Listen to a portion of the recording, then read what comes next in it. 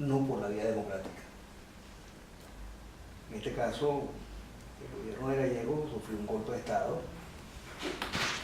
¿Cuán preparado estaba el presidente Gallegos para ese golpe de Estado? ¿Cómo él lo percibió? ¿Cómo se preparó? ¿Qué acciones tomó a última hora? Efectivamente, yo estaba desterrado en México en el año 55. En el año 56 se le presentó una crisis hipertensiva al presidente Gallego, que estaba allí desterrado también. Había una colonia de desterrados, de exiliados políticos muy importante. Estaba Gonzalo Barrio, estaba Luis Prieto Figueroa, estaba Ricardo Montilla. Era la colonia más numerosa de exiliados que estaba en el exterior. El médico que veía a Gallegos era el doctor Rafael José Neri, quien había sido rector de la Universidad Central de Venezuela. Y se hallaba en México, allí también, viviendo en esa ciudad, la ciudad capital. Y le recomendó que mientras tuviera esa crisis hipertensiva, se le tomara durante 15 días la atención. Entonces, él me pidió, y yo con mucho gusto, para mí era un honor, pues, tomarle la atención a un personaje tan ilustre, no solamente por haber sido presidente de la República, sino por ser Rómulo Gallego, el autor de la novelística fundamental escrita en Venezuela en el siglo XIX y el siglo XX. Al comienzo, yo le tomaba la atención, anotaba las cifras correspondientes y me marchaba, más o menos con cierta rapidez. Pero el tercer día me dijo, no se vaya tan rápido, siéntese. Era acostado en la cama, ¿no? Y entonces empezamos a hablar de la caída de su gobierno, del 24 de noviembre al 48, que es cuando se produce el golpe contra su gobierno constitucional. Él me dijo lo siguiente, tal vez lo más importante del análisis que él hizo de esa fecha. Mire, el 24 de noviembre, en realidad, se produce no porque Delgado Chalbaud hubiese promovido ese golpe. Él, por el contrario, hizo lo posible por evitar el golpe. Pero cuando vio que el golpe era inevitable, se plegó a Pérez Jiménez y se perdió para la historia. Él fue un traidor pasivo, no un traidor activo. Ese era el concepto que él tenía de Carlos Delgado Chalbaud, que había sido una persona muy vinculada a él, porque Delgado vivía en París, pero venía con frecuencia a España, a Barcelona de España, donde vivía Gallego con su esposa, doña Teotista, y con su hija Gloria, con su hija, no Gloria. Sonia. Sonia, su hija Sonia. Bueno, y Gallego y Delgado llegaba a la casa de Gallego. Y como lo hacía con frecuencia y pasaba temporadas largas, le cogía el cariño, le pedía la bendición a doña Teotista. Le pedía la bendición. Y Gallegos, entonces, cuando me está contando eso, él era un traidor pasivo, ¿no? Él lo llamaba Carrito, porque era como él lo trataba, pero lo traicionaba, se autocorregía inmediatamente. Delgado. Se autocorregía, pero lo traicionaba el subconsciente. 2 veces se equivocó, diciendo Carrito, ¿no? Porque ese era el afecto y la relación que había entre los dos. Y aquí es donde nosotros, conversando, nos preguntamos, ¿cómo se prepara un gobierno que sabe que le van a dar un golpe de Estado? Bueno, se sabía que se conspiraba contra el régimen y ese golpe del 24 de noviembre había sido objeto de comentarios, de rumores, de informaciones aparecidas en la prensa y difundidas a través de la radio. No existía televisión entonces, la televisión llegó creo en el 52 o el 53 a Venezuela. 53. Y esto ocurre en el 48. Y se había alzado el mayor Mendoza, que tenía por alias, por sobrenombre el Mono Mendoza. Se había alzado en La Guaira y tuvo como 5 o 7 días alzado antes del 24 de noviembre. El 24 de noviembre El 24, no, el día anterior, el 23, se le presenta el alto mando a Gallego, allá al Palacio de Miraflores, al despacho, le pidieron una audiencia. Fueron delegado Chalbó, Pérez Jiménez, Llovera Páez. Gallego ha dicho que él esperaba que fuese Pérez Jiménez quien hiciera los planteamientos, ¿no? Quien se sacó de su saco el papel donde estaba la lista de los 5 peticiones que le hacían a Gallego, fue el propio delegado. El primer punto era expulsar a Rómulo Betancourt del país. El segundo punto era no permitir que regresara a Venezuela Mario Vargas, quien estaba hospitalizado en Saranac Lake, en Estados Unidos, con tuberculosis. El tercer punto era que se alejara de Acción Democrática, se apartara él como presidente de la República de Acción Democrática. Otro punto, creo que el cuarto, era que el alto mando le iba a nombrar los edecanes. Y había un quinto punto que no me acuerdo en este momento. Gallego le fue contestando uno a uno esos puntos. Primero, yo no puedo expulsar a Rómulo Betancourt, es mi compañero de partido y mi amigo. Segundo punto, no puedo ilegalizar Acción Democrática, ese es mi partido. Y con el voto de su militancia y del resto de la población venezolana es que yo he llegado a la presidencia de la República. No puedo tampoco impedir el regreso de Mario Vargas, que era un militar, capitán, en ese entonces del sido ya mayor, ¿no? Mario Vargas, que tenía mucho prestigio y era muy leal al gobierno.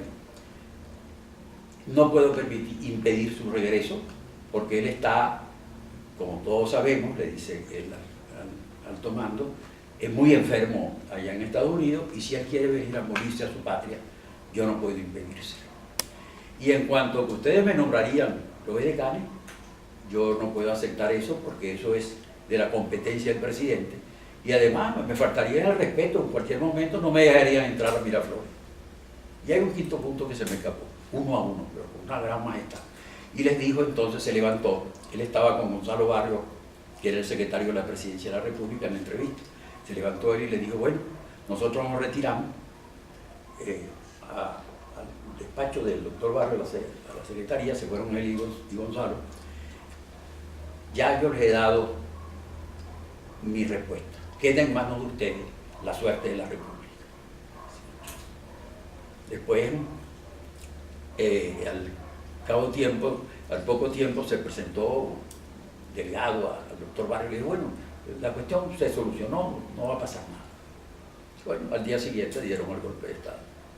Esas son las interioridades del 24 de noviembre.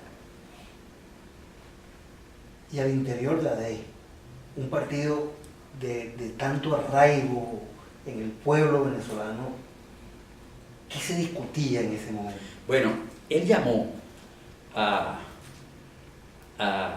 Miraflores, esto me lo contó el propio Gallego en esa conversación, Alberto Carnevale, que era el secretario nacional de Organización de Acción Democrática, el secretario general nacional era Luis Augusto Dubó. Bueno, y Gallego les dijo, miren, la situación es muy delicada, muy grave, yo creo que el partido debe movilizarse. Pero se produjo el golpe rápidamente y no hubo tiempo para la movilización. Eran otros tiempos, la comunicación era más lenta, ¿será? Sí, y el partido pues no pudo movilizarse, los tanques lo echaron a las calles. Tal vez el instinto de conservación de la gente no se echó a la calle a respaldar un gobierno que había sido electo con el 75% del voto de los electores. El presidente que ha recibido la mayor votación en la historia del país. Rómulo Gallego. Rómulo Gallego. Desde que existe pues el sufragio universal, directo y secreto, que es desde el año 46, cuando se aprueba el estatuto electoral, gracias al movimiento revolucionario del 18 de octubre del año anterior, del año 1945. ¿Usted cree que hay alguna similitud del antes con el ahora? ¿Cree que puede pasar algo similar a lo que sucedió en esa época? La política es impredecible. Einstein decía, el gran científico, que él había abandonado la política, porque la política era muy compleja y que prefería más bien haberse dedicado como se dedicó a la física nuclear. La política tiene muchos variables, elementos, circunstancias que influyen en su desarrollo y en sus desenlaces. Evidentemente hay una crisis política, económica y social aquí en Venezuela muy grave, que no existía cuando ocurre el golpe del 24 de noviembre del 48. Ahora aquí hay una situación inflacionaria gravísima. Tenemos una inflación de este año que debe ser del 70%. El año que viene los economistas están pronosticando, Pedro Palma, 110, 120% el año que viene. Faraco, otro economista, Francisco Faraco, dice que va a ser del 150%. O sea que una hambruna terrible, mientras los salarios están congelados. El salario mínimo es 4.250. El costo de la canasta alimentaria, según Senda, es de más de 14.000 bolívares. O sea que se necesitan 3 salarios mínimos para poder cubrir la canasta alimentaria. La canasta básica, que es alimentos más servicios, educación, transporte, salud, etc., esa está en más de 25.000 bolívares. O sea que el nivel de vida es muy bajo actualmente. Encima de eso hay una gran inseguridad, hay una crisis cambiaria realmente grave. Tenemos un país con 4 tipos de cambio: CENCOE, que es 6.30, SICAC 1 que es 12, SICAC 2 que es 50, más o menos, y el mercado negro, el dólar paralelo, que está en más de 100. Ayer estaba a 104, no sé en cuánto estará hoy. Bueno, esto es una situación realmente insostenible. Petróleo, que hemos tenido un periodo de vacas gordas de más de $100 el barril.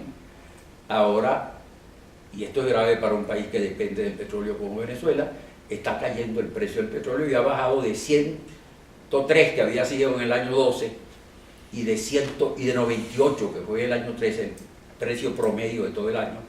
Ahora está en 93, 94, en lo que va de año 2014, pero puntualmente está ahorita en 75, 76 dólares el barril. Y los expertos en la materia pronostican de que esto es un poco para largo, para 1, 2 o 3 años.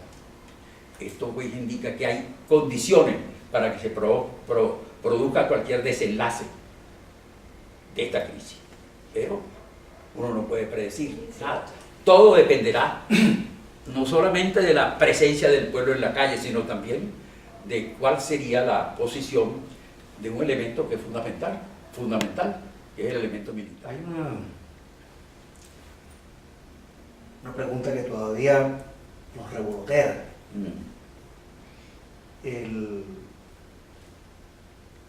Hay otro gobierno electo popularmente, democráticamente, que terminó abruptamente, que es el de Carlos Andrés Pérez.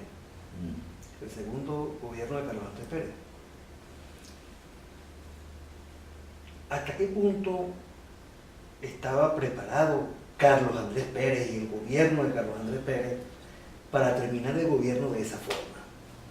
Bueno, en el caso de Carlos Andrés no hubo un golpe de Estado militar, sino que fue una decisión del Tribunal Supremo de Justicia con la previa autorización del Congreso Nacional, que acordó pues el encarcelamiento de Carlos Andrés Pérez y la interrupción de su mandato presidencial. Él era muy confiado y creía mucho en su arrastre popular. A él lo advirtieron de los golpes del 4 de febrero y del 27 de noviembre de 1992, y él no lo creía mucho, no hacía la investigación.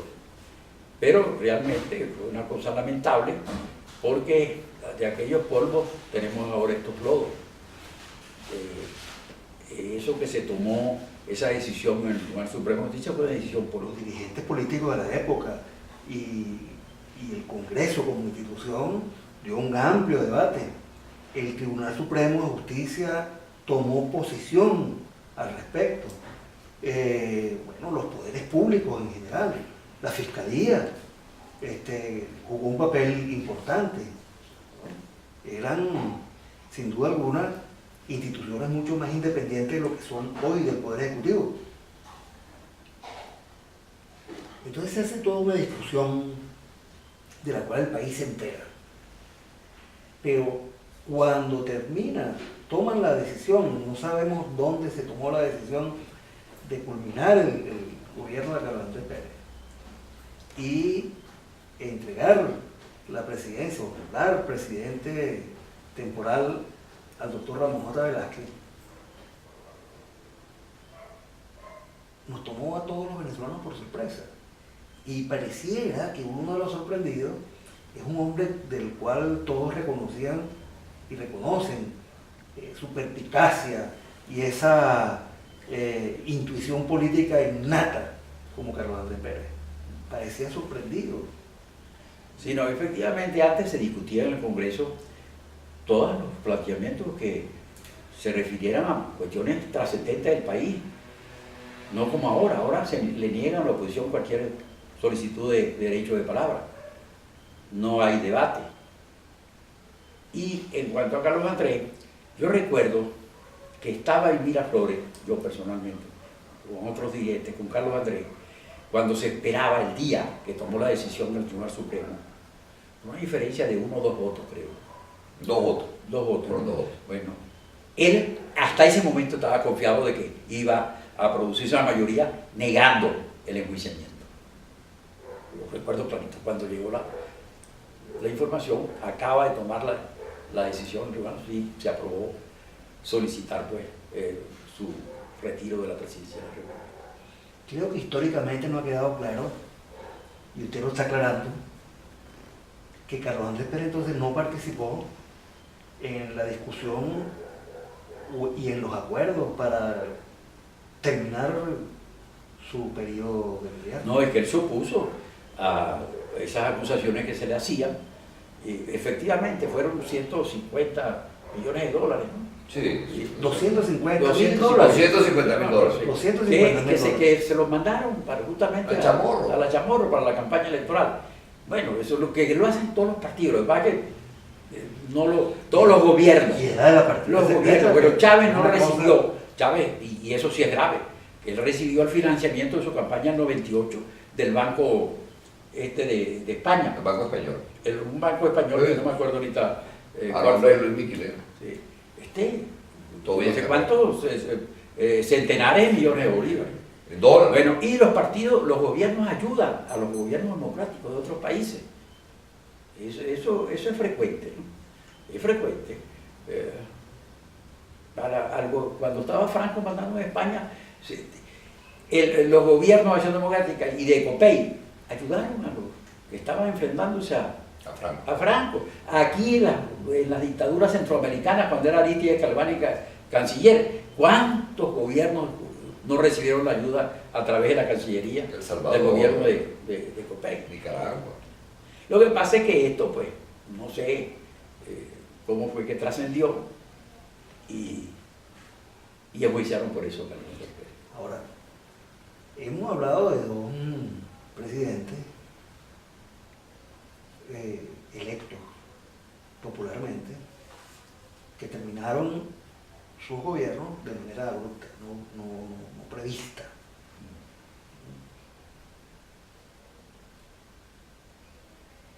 Ambos lucen sorprendidos al final de su ejercicio. Entonces, por eso es que preguntamos, ¿no? ¿Es posible que un gobierno termine abruptamente sin que sus cabezas hayan podido enfrentar las circunstancias? O sea, es posible que un movimiento de reemplazo de un presidente por métodos no previstos, llamémoslo entre comillas, porque lo de Carlos Andrés Pérez fue constitucional al fin y al cabo, ¿no? La vía estaba prevista en la Constitución, una vía extraordinaria, pero estaba prevista. Que eso pase sin que el presidente, como cabeza de gobierno, pueda evitarlo. Bueno, el golpe del 4 de febrero del 92 fue sorpresivo. Fue sorpresivo, ¿no? Aun cuando había informaciones de que había un grupo conspirando en el seno de las Fuerzas Armadas. No olvidemos que Chávez mismo confesó que desde el año 82 estaba, cuando hay el juramento del Samán de Güere, conspirando en el seno de las Fuerzas Armadas. Y llegan denuncias y no le dan importancia. Pues eso le pasó a Medina también. A Medina le llevaron varias veces las informaciones de la conspiración que estaba adelantando la Unión Patriótica Militar, que así se llamaba el grupo de jóvenes que después se aliaron con nuestro partido cuando fracasaba la gestión para tener un candidato presidencial común. Bueno, pero no se le daba importancia. El 27 de noviembre del mismo año, entre el 4 de febrero y el 27 de noviembre, los rumores que había en el país era que había un golpe cantado. Pero no sé, era un golpe muy grande. El del 27 de noviembre era otro golpe muy grande. Y a la hora decisiva, la mayoría de las Fuerzas Armadas se pusieron al lado de los conspiradores y no al lado del gobierno constitucional, y por eso triunfaron. Aquí el único que logró develar todos los golpes de Estado que se intentaron contra sus dos gobiernos fue Rómulo Betancourt. Cuando el presidente de la Junta Revolucionaria de Gobierno, más de 20 conspiraciones, todas las hicieron. Y como presidente constitucional, varias también. Famoso, el carupanazo y el porteñazo y el barcelonazo, donde yo estaba también. Yo era secretario general de gobierno y fui hecho preso allí. Estuvimos el gobernador y yo presos durante varias horas hasta que fracasé el golpe.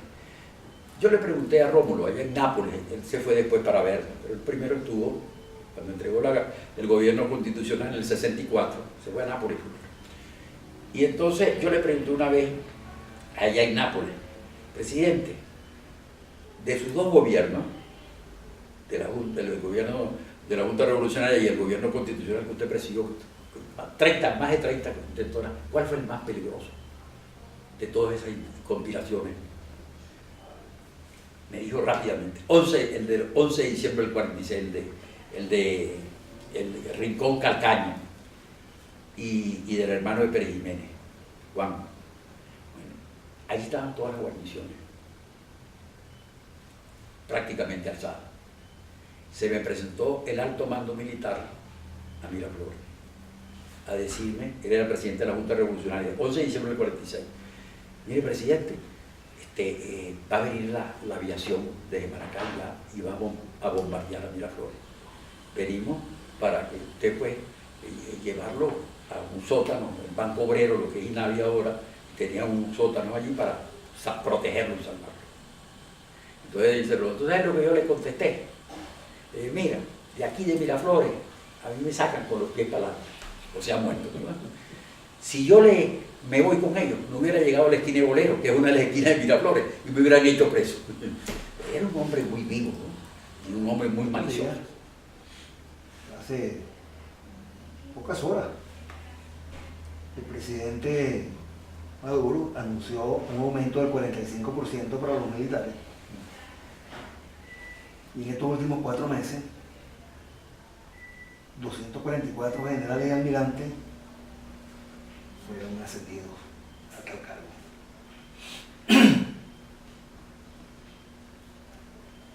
Esas son medidas, en el caso de su experiencia, que se toman a ciegas. Esas son medidas que se toman cuando el río suena. Sí, yo creo que ellos, el gobierno, Maduro, ha tomado esta decisión. Tal vez está al tanto de que hay malestar por varias razones en el seno de las Fuerzas Armadas y trata de tranquilizarlas con eso. Por eso acuerda este aumento, y también por eso habrá anunciado que a fines de año, para diciembre, va a acordar un aumento del salario mínimo, un aumento de sueldo de los empleados públicos, etc. Esas medidas se toman por esas razones políticas y el temor en un momento dado a una reacción armada. Pero también tenemos el ascenso, que usted acaba de mencionar, a generales 240 y tantos. Bueno, no hay posiciones de acuerdo con esa jerarquía general para que sean ocupadas por ellos. Y por eso nos estamos trasegando a muchos militares en la administración pública.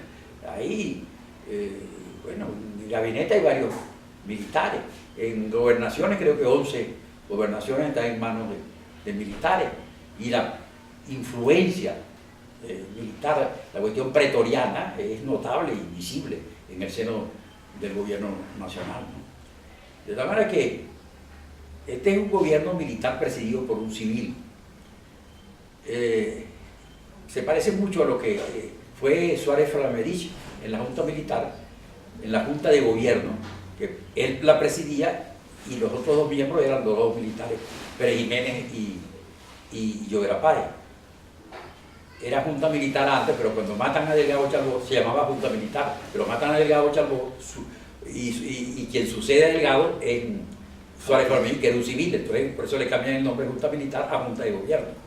Entonces Rómulo dio una frase memorable, dice, sobre Suárez Framerich: ese es un civil de alquiler.